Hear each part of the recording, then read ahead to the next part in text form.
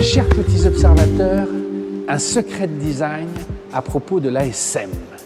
Mais avant cela, mon cher Philippe, nous avons une annonce à faire. Monsieur le Président, Avec notre partenaire, le lynx.fr, nous allons offrir quelque chose de très exceptionnel. Est-ce que tu peux me dire de quoi il s'agit?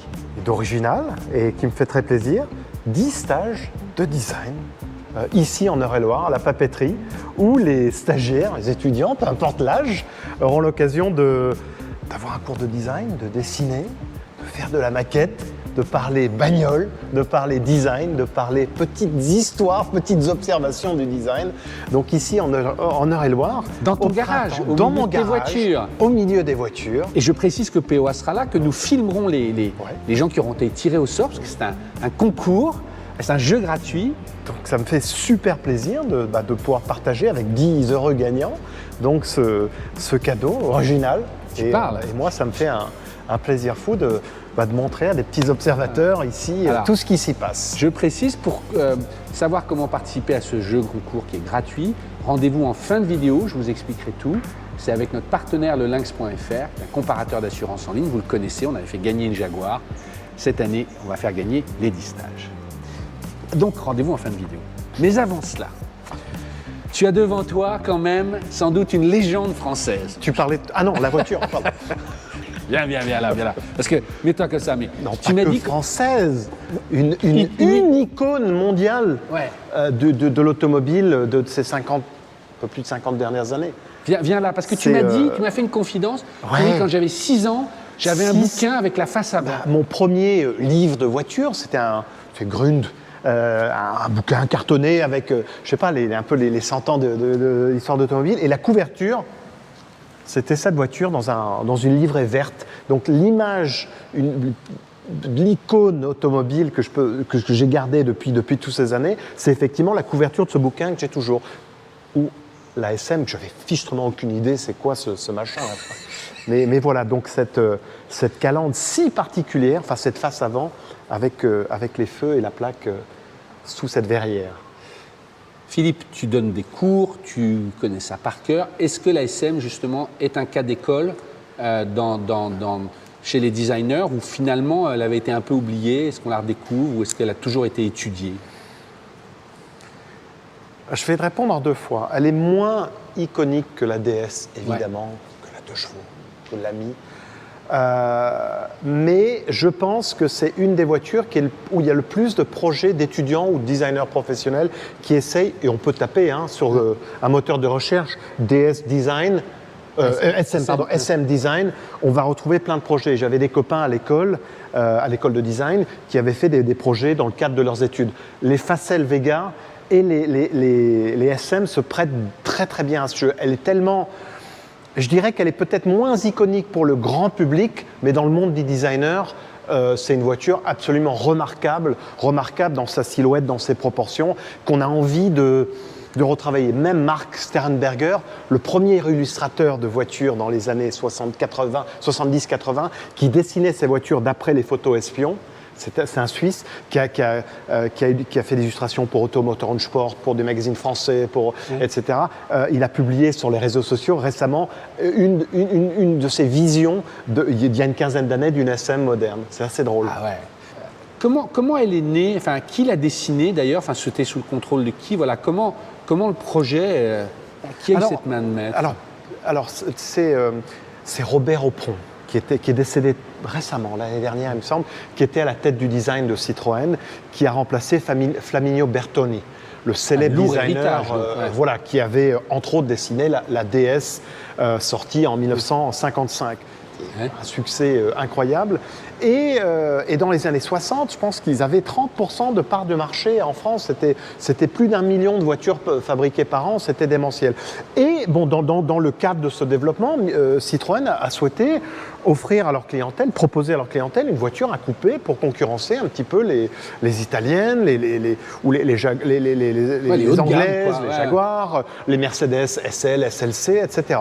Donc est né le projet S. Ce projet s'appelait, et Flaminio Bertoni qui est décédé, il me semble, en 64 à peu près. Donc il y avait déjà eu une réflexion de la part de Citroën, début des années 60, je dirais, de dire, bon, ce serait pas mal de proposer un coupé, une GT 2+2, mais le projet est né quelques années après. J'avais vu même s'ils appelaient ça la Super DS, quoi. Ils disaient, il faut faire une Oui, Super voilà, DS donc il y a plus eu rapide, moult mieux. prototypes basés sur la DS qui techniquement étaient tout à fait au goût du jour en termes de suspension, je ne vais pas revenir là-dessus. Et donc c'est en fait un vieux projet.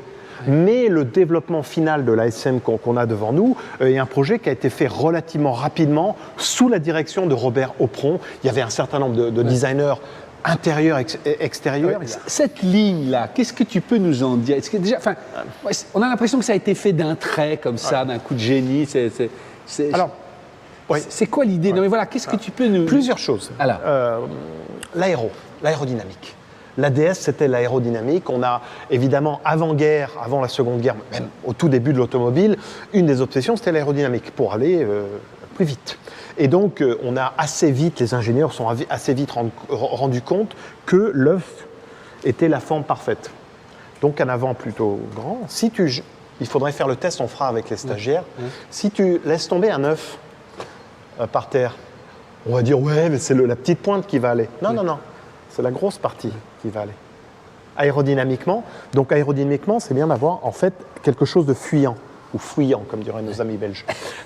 Donc avoir la poupe, donc la partie arrière la plus étroite possible. Ça, c'est le premier point. Donc, et c'est le cas sur cette voiture? Oui. Elle était un peu moins puissante que les petites concurrentes. Ouais. Il y avait, tu sais, ces règlements, ces lois, ces seuils à la CON. Il y avait ce fameux seuil des 16 chevaux fiscaux en France. Ouais. Donc, en fait, le moteur était un peu plus petit, un peu moins puissant que les concurrentes parce que Citroën voulait vraiment la laisser à 15 chevaux parce qu'il y avait un seuil et c'était psychologiquement… C'était plus taxé après. Ouais, c'était quelque chose comme les Italiens avec leurs 2 litres, il y a plein de trucs un peu bizarroïdes. Tout ça pour dire que la voiture était un peu moins puissante qu'une 450 SLC de Mercedes ou autre qui avait plutôt 220, 240 chevaux. Là, il y avait 170. Oui, qui est relativement faible. Donc, l'aéro l'aidait parce qu'elle était plus aéro. Elle avait un coefficient de pénétration dans l'air. On voit plusieurs choses, mais a priori, c'est de l'ordre de 32, 33, qui est excellent. Pour l'époque. Pour l'époque. Ouais. Et donc, comme elle était plus aérodynamique, elle avait une vitesse de pointe, selon la version carburateur ou injection, de plus de 220 km/h. Donc, c'était un peu pour compenser. Et aussi que visuellement, cette voiture ait le look aérodynamique. Donc avec cette poupe très étroite, mais qu'on retrouve sur la DS. Il y a 15 cm de largeur en moins, je crois, quelque chose comme ça. Ouais, j'ai même lu 20. Entre la voie, donc la voie, c'est la distance. C'est quoi la voie, d'ailleurs ? La voie, en fait, c'est la largeur de l'essieu pris au milieu du pneu. D'accord. Et donc là, on le voit, et Laurent, le propriétaire, disait que dans la neige fraîche, c'est très rigolo de voir que la voie arrière, donc les traces des pneus à l'arrière, un coup c'est à droite, un coup c'est à gauche. Parce que c'est plus étroit. Ben oui, donc on le voit, mais c'est pas. Tu vois, t'as pas une trace avec les 4 traces, t'as un coup à droite, un coup à gauche. On va être franc, tu m'as dit, moi je trouve l'arrière bizarre. Ouais, non mais oui, parce qu'on n'osait pas le dire devant Laurent. Non, mais bizarre dans le sens où. Alors il a été très critiqué à l'époque. Ouais, il est. Viens alors, moi. Je suis. Alors la difficulté, comme tu disais, l'héritage. Bertoni, Flaminio Bertoni, était un sculpteur qui avait une maîtrise de la forme absolument géniale. Ça ne veut pas dire que Robert Aupron ne savait pas dessiner, mais il y avait, je pense, une maîtrise tellement exceptionnelle que passer après lui, tout le monde n'est pas capable de réaliser une sculpture, alias une voiture, aussi harmonieuse de l'avant, de l'arrière. On voit ici à l'arrière. Alors aujourd'hui, on adore parce que c'est tellement inclassable, c'est tellement décalé. Moi, j'adore. C'est cool, c'est inouï, mais en termes de style, c'est un peu bizarre. C'est un petit peu tous ces étages. Ouais, sous ces étages. Et puis tu as un petit peu t'as un peu de différents langages formels, graphiques qui travaillent pas ces blocs optiques rectangulaires, et puis tu as des triangles, et tu as un peu de chrome, et tu as cette petite et tu as la plaque qui est bizarrement positionnée plus haut que les feux. Donc tu as un mélange qui est aujourd'hui, à nouveau, on l'adore, mais à l'époque c'était un peu bizarroïde. Autant l'avant faisait l'unanimité avec cette verrière d'une pureté incroyable, pas de calandre, enfin toutes les entrées d'air étaient au-dessous, et l'entrée d'air pour l'habitacle qui a été reprise sur la CX avec la petite… Il est où l'entrée d'air pour l'habitacle ? Il est là. Mais tu vois, il n'y a pas de calandre classique au milieu des feux. Alors, tu disais le profil. Oui, à l'époque, on dessinait quand même, toujours aujourd'hui, mais c'est le profil qui primait, l'élévation, le dessin de profil. Et de profil, cette voiture, elle est juste. Et de toute façon, le panneau arrière, enfin de toute façon, il a très peu de galbe. Sur une voiture moderne, tu traiterais pratiquement, je veux dire, l'ensemble là, on s'arrête là, et ensuite c'est presque une extrusion, presque. Donc en fait, de côté, de la vue de côté, tu vois pas du tout ce qui se passe à l'arrière. Donc c'est presque un détail, l'espèce d'assemblage entre le pare-choc, etc. Alors, en termes de style, il y a des trucs rigolotes et que j'ai découvert il y a à peu près 1 heure de ça, en regardant la voiture d'en haut. Ouais. Et en fait, les surfaces sont beaucoup plus subtiles qu'on pense. Paraît, ouais. Parce qu'en fait, il y a un galbe de roue. Alors il faut tourner galbe de quoi ? En fait, sur le passage de roue. Ah oui. Ça remonte un petit peu.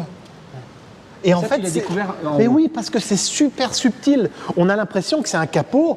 Tu vois qu'il n'y a qu'un seul, que c'est convexe dans les deux sens, mais en fait non, il y a une petite remontée, ça vient et ça donne et même le propriétaire dit putain, j'avais pas vu. Ben, il parle pas comme un méridional. Et on a regardé ça vu d'en haut à la lumière naturelle. Et donc ça, alors en plus de ça qui est génial, d'avoir effectivement cette découpe pour les essuie-glaces, qui permet d'avoir un saut aérodynamique, mais qui permet également, même si apparemment ça ne marche pas de l'autre côté, mais au moins la partie importante c'est de nettoyer ton pare-brise ici. Tu sais, on pèse contre les voitures modernes, tu ne peux plus faire ça, parce qu'il y a le capot qui vient au-dessus. Une des premières ou la première voiture avec un pare-brise collé. Donc, quel était l'avantage ? Alors l'avantage, c'est qu'il contribue à la rigidité de la voiture. Ça, c'est numéro 1. Et on peut le faire plus affleurant. Il n'y a plus cette espèce de gros boudin en caoutchouc qui tournait tout autour. Apparemment, j'ai vu sur une vidéo le promotionnel de la voiture à l'époque, qui vantait la surface vitrée, 3 mètres carrés. Alors Simon de PO1 peut dire « Ouais, mais c'est quoi en comparaison ?» J'en sais rien, mais ça serait intéressant de mesurer. Mais apparemment, 3 mètres carrés de vitrage, on se plaint toujours des voitures modernes où on ne voit pas les meurtrières, machin. Mais apparemment, alors ça ne veut pas dire que la visibilité était bonne. C'était quelque chose qui était critiqué. Le 3/4 arrière, il n'y avait pas de caméra de recul, il n'y avait pas de senseur, etc.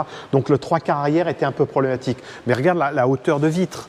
Et le côté panoramique du pare-brise, c'est génial. À nouveau, vu de haut, il est réellement panoramique et assez loin, finalement, du conducteur. Pas de montant de portière aussi. Ouais. Important, ça, Ouais. c'était rare. Ouais. Enfin, c'est comme dans la DS, d'ailleurs. Ouais, tout à fait. Il n'y a pas, là. C'est la vitre qui fait... Tout à fait, avec cet encadrement. Alors, il faut savoir que toutes les pièces en chrome, à 2-3 exceptions près, sont en inox massif. Donc, tout ça... les pare-chocs, c'est de l'inox. C'est pas de l'acier chromé. Donc ça vivra longtemps. D'accord.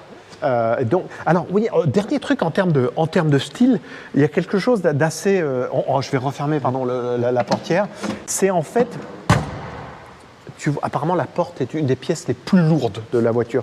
Tu vois cette arête ici. Elle naît ici de façon assez subtile. Il n'y en a pas là d'arête. Et elle naît ici. C'est assez rare, parce que ce n'est pas évident à faire. Parce qu'il y a quand même, je veux dire, la surface est bien maîtrisée. Tu vois, si tu vois le reflet, il est constant. Il va pas, c'est pas quelque chose de bombé et ensuite on a une arête. Mais à nouveau, tu vois, tu n'as pas du tout d'arête, tu peux le toucher. Et l'arête naît au milieu de la porte. Souvent, on met un petit répétiteur ou un petit cache-misère. C'est assez rare. Tu vas me dire exactement pourquoi, je ne saurais pas. Je pense que c'est la bonne maîtrise de la surface. C'est quelque chose d'inhabituel d'avoir une arête naissante, surtout au milieu d'une surface. Et on a la même chose, on retrouve la même chose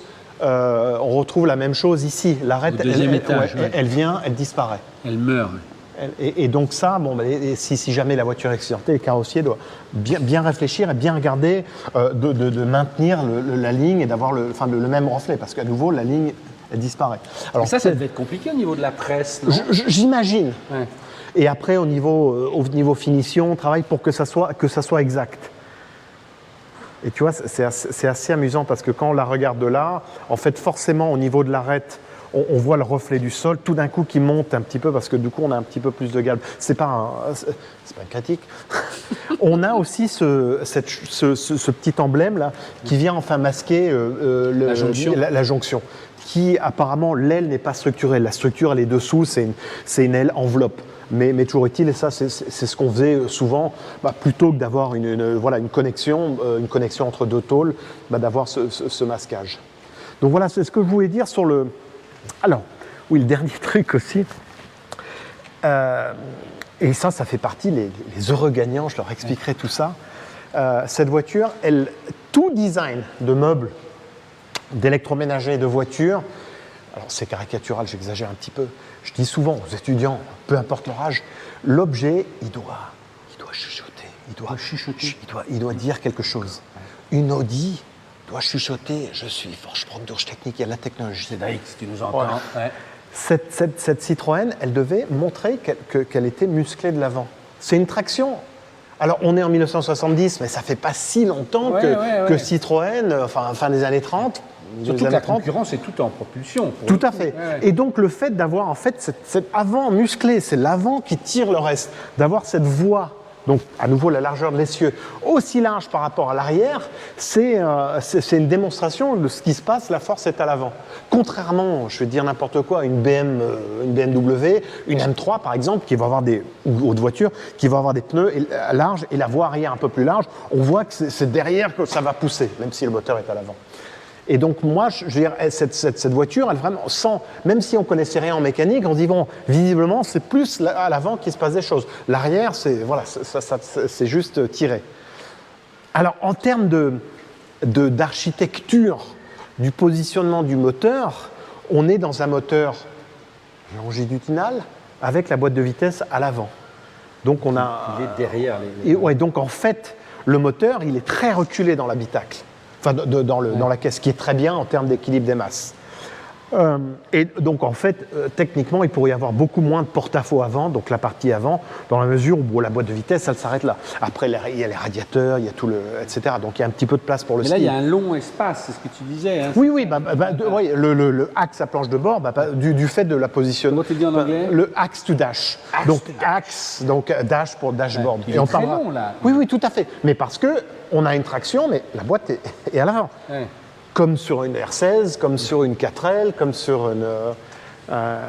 etc. Après, je demandais au propriétaire comment marchait la tringlerie de boîte. Parce que c'est pas évident. Tu as la boîte ici, tu as le levier. Ben non.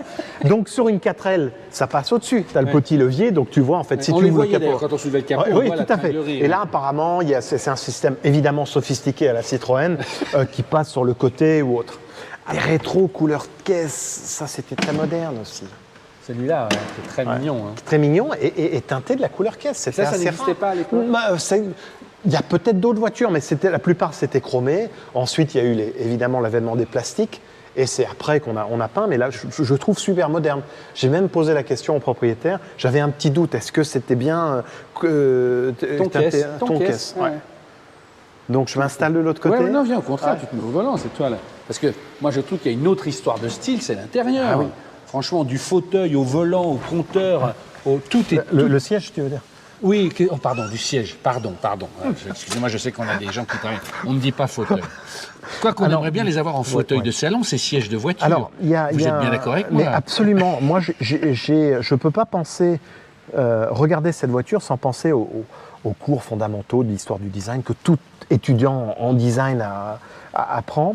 Et Mies van der Rohe était un architecte designer allemand qui a fait un certain nombre de chaises, notamment de chaises longues. Si on tape Mies van der Rohe, appelé Ludwig, son prénom, en fait, j'ai l'impression que les designers se sont inspirés parce que tu vois, il n'y a pas de jonction entre le dossier et l'assise. Donc on a quelque chose presque comme une chaise longue. Ils sont magnifiques, ces sièges. Et c'est absolument. Et moi, je suis convaincu qu'ils se sont inspirés de ces mobiliers, de ce designer allemand, du grand mouvement Bauhaus des années 30. Je suis convaincu. Et tu ne sais pas qu'ils ont merveilleusement vieilli, c'est-à-dire que la voiture a plus de 50 ans. Non, mais c'est d'une élégance. Ouais. Mais c'est vraiment waouh. Et quel raccord avec les contreports, tu vois complètement. Le petit truc. Ouais. Donc les sièges sont vraiment remarquables, sans compter la partie ergonomie. À nouveau, expérience utilisateur, c'est pour que le bonhomme, le conducteur, le passager, soit bien. Donc il y a une multitude de réglages, même les glissières pour passer à l'arrière, etc. Bon, je ne vais pas faire toutes les démos. Je pense que ça a pu être fait peut-être avec le heureux petit observateur, joyeux également. Alors ce qui est très moderne dans cette voiture 1970, c'est qu'on a une planche de bord massive comme on connaît aujourd'hui. Évidemment, la console centrale, le volant monobranche. Ça, c'est pas si fréquent. Non, c'était pas si fréquent. Dans les américaines, mais pas. C'était pas si fréquent. Effectivement, on avait souvent des banquettes. Donc là, on est vraiment dans une voiture, une Grand Tourisme 2+2. D'avoir alors ces compteurs ovaux, ils sont géniaux. Ouais. C'est tellement. Alors, qu'est-ce que ça apporte? Pas grand-chose, mais ça contribue Après, à il y a une cohérence, les trois, le volant légèrement aussi. Tout à fait. Qui est, et cette planche comme une aile d'avion, là, on pourrait dire. Et qui est en fait très moderne. Alors évidemment, les boutons, etc., les cadrans, forcément, ont plus de 50 ans de style, mais il y a une grande modernité dans le traitement de la planche de bord. Je ne même par rapport à des Mercedes de ces années-là, c'est beaucoup plus moderne et beaucoup plus contemporain d'avoir les aérateurs, les trucs, les machins, en fait la disposition des commandes, ce qui est assez rigolo parce qu'ensuite Citroën, ils ont été un peu plus funky dans les années 80 avec la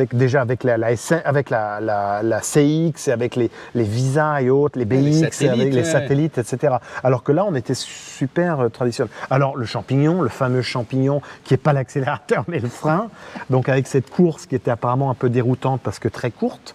Donc il y avait, et on parlait d'expérience utilisateur, une expérience de conduite apparemment qui était déconcertante au début. Il fallait quelques dizaines, voire quelques centaines de kilomètres pour complètement. Et ça a rebuté un certain nombre de personnes qui étaient, tu sais, les trucs un peu bizarres, parfois on n'adhère pas complètement. Je vais raconter un petit truc à propos de Citroën, je l'ai peut-être tué, je radote à mon âge. Mais on avait fait il y a presque 15 ans un projet avec des étudiants et le designer de Citroën qui était missionné pour suivre ce projet d'étudiants, Mark Lloyd, un anglais. Alors les étudiants, ils veulent dessiner Citroën. Alors je vais imiter l'étudiant. Ouais, mais Citroën, machin, c'est la DS, ce truc. Et Mark Lloyd avait dit, avec son petit accent anglais, très légèrement, il a dit le Citroën doit avoir des prestations magiques. Donc l'étudiant, c'est quoi une prestation magique? Monsieur, c'est quoi une prestation magique? Alors, Mark Lloyd, regarde. Et quand j'ai vu la voiture arriver là tout à l'heure, alors la prestation magique, elle est vivante. Ouais. Tu la démarres, elle se dandine. Les feux qui se tournent. Ouais. Les bruits aussi, on entend la. Je veux dire, déjà, elle monte, truc. Les feux tu tournes le volant qui revient. Et donc c'était une petite blague de la part de Mark Lloyd, enfin une petite blague pour dire, voilà, une Citroën, c'est pas juste une énième voiture. Il doit y avoir de la magie là-dedans. Une C4 Picasso, basique. Celle avec le volant fixe, à moyeu fixe.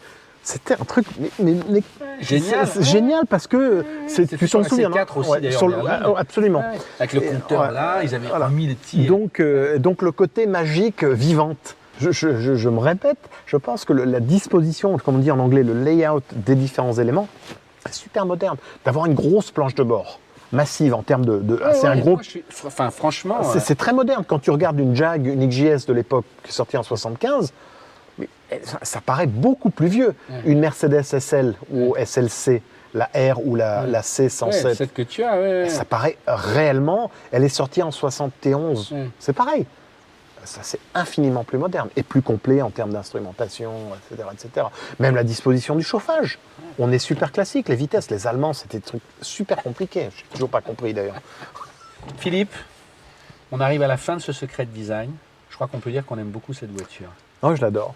C'est vraiment une icône. Vive la SM. Alors, comme je l'avais dit au début de la vidéo, vous allez pouvoir participer à un jeu concours gratuit avec notre partenaire, qui est le Lynx.fr, qui est un comparateur d'assurance en ligne. Alors, c'est très simple.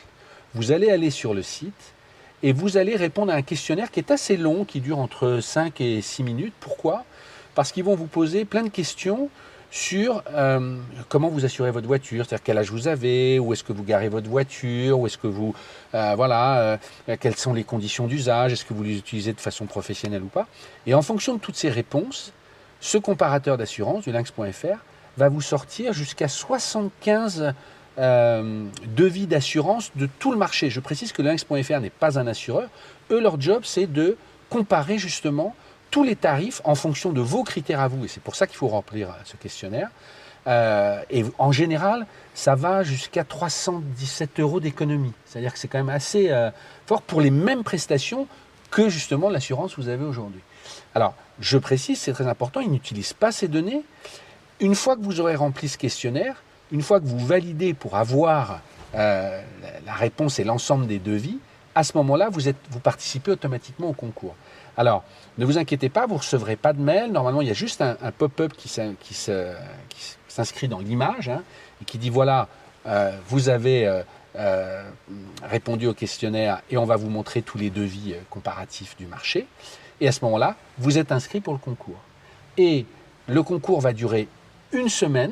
Il sera valable, là, on va être diffusé le 13 mai. À partir de ce vendredi, voilà. En gros, vous comptez une semaine. Voilà, juste c'est ouvert pendant 8 jours jusqu'à vendredi minuit.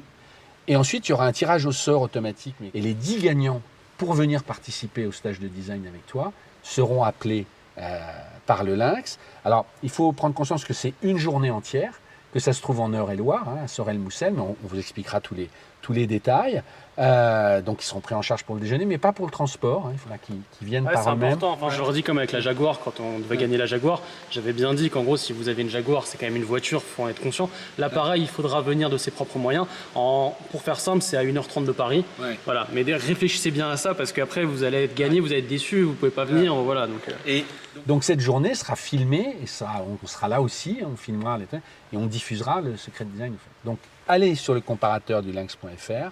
Et ce qui est très important aussi, c'est que le devis qui vous est proposé, c'est un vrai devis. C'est-à-dire que tous les devis qui vont vous sortir, si vous cliquez dessus, ça vous renvoie chez un assureur c'est une offre ferme. C'est-à-dire que les économies qui vous seront proposées à prestation égale, ce n'est pas une estimation, c'est vraiment, et c'est pour ça que ça prend du temps de remplir tout ce questionnaire pour avoir un prix très précis et juste et valable. Voilà. C'est clair, Tout est dit. Tout est dit. Et puis bientôt, en tout cas, ils vont venir avec nous. Et puis surtout, ils vont voir et franchement, nous, on est très, très, très contents de ce partenariat. Et je précise, c'est eux qui ont eu l'idée. Ce sont les gens du lynx.fr. C'est vraiment eux qui font gagner. Ouais, non, mais en regardant les émissions, parce qu'on a fait déjà 2 opérations avec eux, ils ont dit, est-ce qu'on pourrait faire gagner des stages de design avec Philippe? C'est un beau cadeau, hein. Voilà. Donc, rendez-vous. Allez participer, allez jouer, bonne chance et puis rendez-vous dans 1 mois et demi pour le stage où il sera diffusé ici ensuite. Même. Voilà. Il y aura d'autres surprises à venir. Merci beaucoup Philippe. Merci à toi. À bientôt.